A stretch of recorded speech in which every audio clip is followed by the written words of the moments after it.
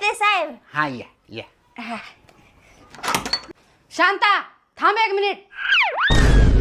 हे बघ, एखादी साडी घेऊन गेली तरी तिला काय फरक पडला नाही, तिच्याकडे हजारो साड्या पडल्या. तरी म्हटलं कुत्री एवढी गोरी कस काय झाली, या असल्या महागड्या क्रीम लावते नाही का, आता मी पण लावणार आणि मी तिच्यापेक्षा जास्त गोरी दिसणार. पडले.